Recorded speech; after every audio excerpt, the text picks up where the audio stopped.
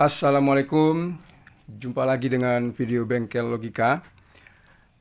Kita lanjutkan lagi tentang pembahasan yang tadi. Sebelum video ini kita bahas tentang power supply dari tip amplifier Polytron.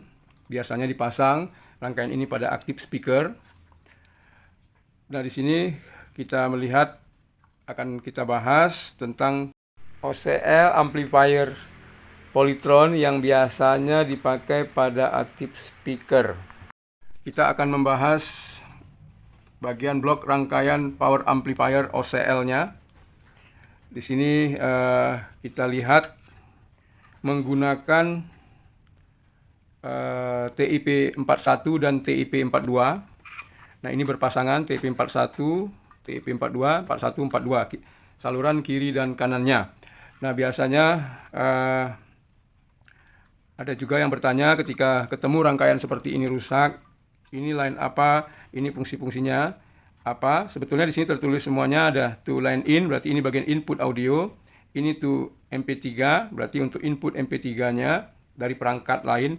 To line in biasanya dari perangkat di luar, bisa tune control, bisa apa saja, dimasukkan line in, lalu ada perangkat to MP3. Nah, kalau kita mau pakai untuk Bluetooth, kita bisa pakai di sini ataupun di sebelum tune control. Kemudian ada lagi di sini. Kemudian ada speaker L. Nah, ini speaker. Ini speaker L, ini speaker R. Nah, jadi gampang hubungan dari koneksinya. Lalu yang kecil ini ada tulisannya. Ada 2BJ1, 2BJ 306 dan 303. Nah, tinggal kita cari komponen lainnya yang terhubung kemari. Nah, di sini saya fokus pembahasan saya adalah Polytron ini menggunakan transistor final TIP 41 dan TIP 42. Nah, kira-kira di sini kemungkinan apa yang bisa menyebabkan rusak? Cirinya dari kerusakan itu apa? Kelihatan gejala apa ketika kita nyalakan? Biasanya kerusakan itu ketika kita nyalakan, Polytron itu berdengung di salah satu speakernya, apakah kiri ataupun kanan. Kemudian gejala dengung itu biasanya ada transistor yang jebol, baik kedua-duanya ataupun salah satu, misalnya TIP 41 yang jebol ataupun TIP 42 yang jebol, maka speaker kita itu akan keluar suara dengung. Kemudian bisa juga serak suaranya atau kecil. Nah, biasanya coba kita periksa komponen-komponen seperti air emitter-nya. Lalu kita ukur transistornya. Lalu kita coba cek transistor drivernya. Nah, ini banyak transistor yang dekat dengan transistor final, itu biasanya transistor driver. Jangan lupa juga ukur DCO. DCO itu apa? Tegangan yang keluar dari output speaker, plus dan negatif. Kita letakkan skala ampermeter pada DC, lalu kita ukur jika tegangan DC-nya itu keluar sebesar tegangan dari power supply atau di atas 1, maka sudah dipastikan ada yang jebol, khususnya transistor final dan transistor driver dari rangkaian OCL ini. Jangan lupa juga ukur resistornya. Kemudian ada dioda di situ, biasanya 4148. Kemudian ukur juga resistor biasnya. Gimana cara untuk supaya power ini bisa bertenaga sedikit, walaupun pada prinsipnya tidak menambah daya. Walaupun kita misalnya mengganti kapasitor ini dari nilainya 2200 mikro 35 volt, kita ganti menjadi 4700 mikro 50 volt. Nah, tujuan penggantian dua kapasitor ini kelihatannya sepele, tapi ketika kita ganti, maka power amplifier kita ini biasanya kita nyalakan, volumenya juga sudah besar, tetapi dengan kita ganti ini maka tenaganya, karena arus pada kapasitor ini terserap cukup. Pada saat bass kita besarkan, maka arus yang cukup menyebabkan OCL kita ini tidak habis napas istilahnya, artinya masih bisa tetap mengeluarkan suara bass yang enak. Nah, kalau yang lain-lain sepertinya susah kita rubah. Kalau trafo ini kuncinya adalah di trafo ini berapa ampere yang dikeluarkan. Nah, kalau ini kalau kita lihat dari trafonya ya kurang lebih sekitar 3 ampere murni. Kita bisa lihat dari transistor TIP41-nya dan TIP42-nya. Kemudian tegangannya itu tidak terlalu besar. 21 volt, 20, jadi 18 sampai 21 volt itu masih mampu TIP 41 dan 42. Nah, bagaimana supaya TIP 41 dan 42 ini tidak cepat panas? Maka bisa metodenya kita ganti TR finalnya, yaitu kita sesuaikan yang NPN kita ganti NPN, yang PNP kita ganti PNP. Jadi NPN dengan NPN, PNP dengan PNP. Jadi TIP 41 kita cari komponen yang NPN jenis audio kita gantikan. Nah, mungkin kita ganti yang lebih besar. Misalnya model seperti ini. Nah, kita baca di sini nanti, cocokkan baca datasheet apakah NPN atau PNP. Nah, kita pasang pada transistor yang kita ganti tadi. Nah, masalahnya adalah kakinya beda. Nah, itu mungkin bisa diakalin dengan cara diperkecil ininya, lalu heatsinknya diatur. Sebelum disolder ke PCB, pastikan dulu pin satunya basis kolektor emiternya. Kalau beda, itu pasti transistor yang kita pasang itu akan jebol lagi. Nah, jadi di situ pastikan dulu. Kalau cocok, kita cari komponen yang paling pas sesuai dengan karakter TIP 4142-nya. Itu sebetulnya ada semua di datasheet, seperti pada lampiran ini. Atau bisa juga gunakan Toshiba.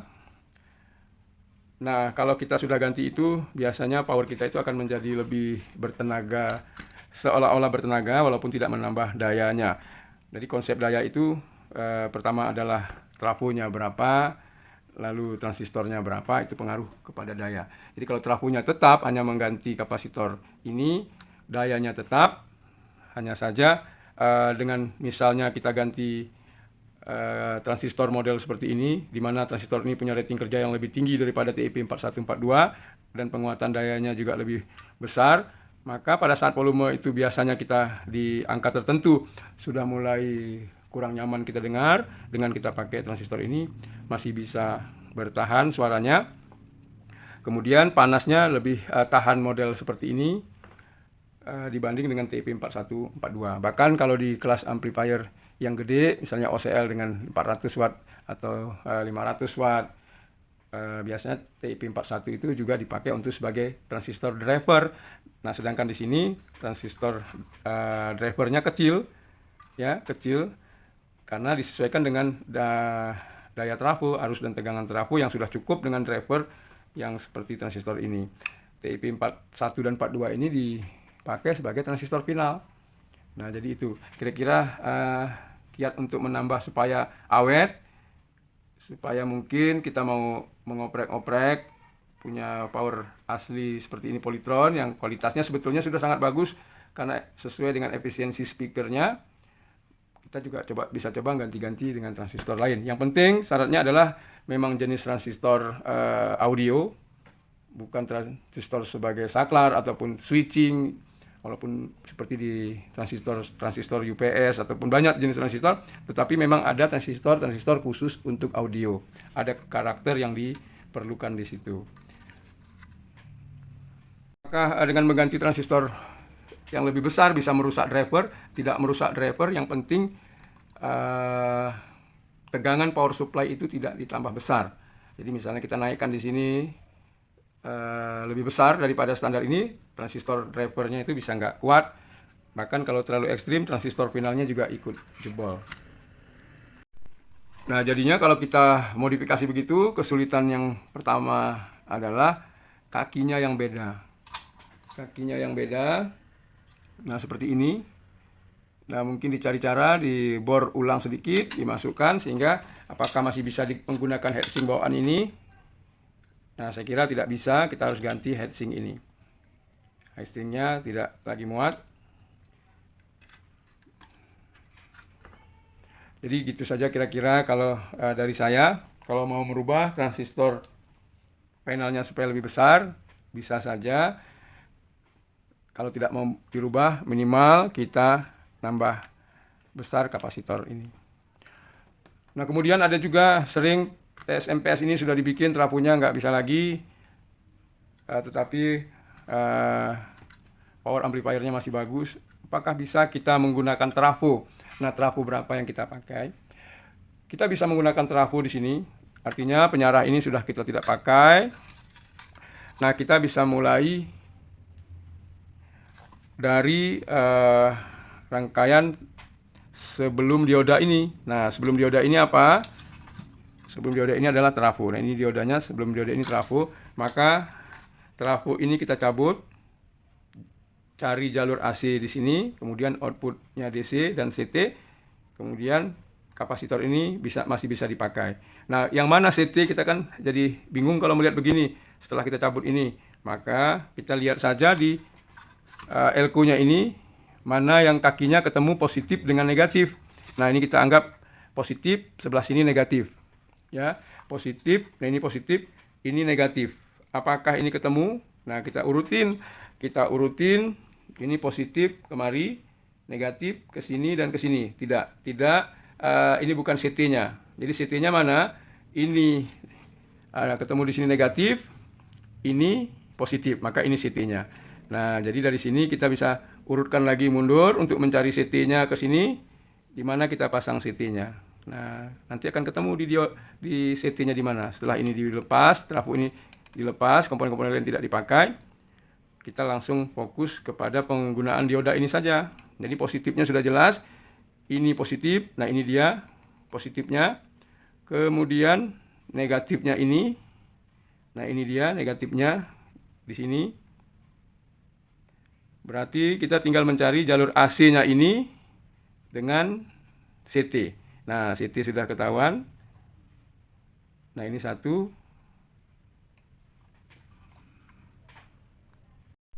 Jadi kita mau mencari tadi mana jalur AC dari dioda ini, karena susunannya sudah begini, tidak lazim. Kalau dioda bridge yang tersusun seperti teori lebih mudah, tetapi ini atau dari gambar-gambar. Nah, ini kita urutkan tadi positif. Nah, ini positif kemari. Nah, ini terhubung kemari dan ke sini. Berarti dua ini positif. Ini sudah selesai. Nah, kemudian negatif dari sini, ini tidak kemari. Nah, ini dua ini negatif. Maka sisanya itulah ada AC. Ini satu. Nih, nah ini dari trafonya ini. Nah, ini AC. Satu lagi AC-nya ini. Ini. Berarti kita cari yang mana ini? AC. Nah, ini. Jadi AC positif negatif. Nah, CT-nya yang mana? CT-nya dari tadi yang ini, positif jumpa negatif. Nah, ini dia. Kemari. Nah, ini udah CT. Atau bisa letakkan langsung CT itu di sini. Di dua kaki ini, di sini CT, atau kita ikutin yang lain. Bisa kemari, bisa ke sini.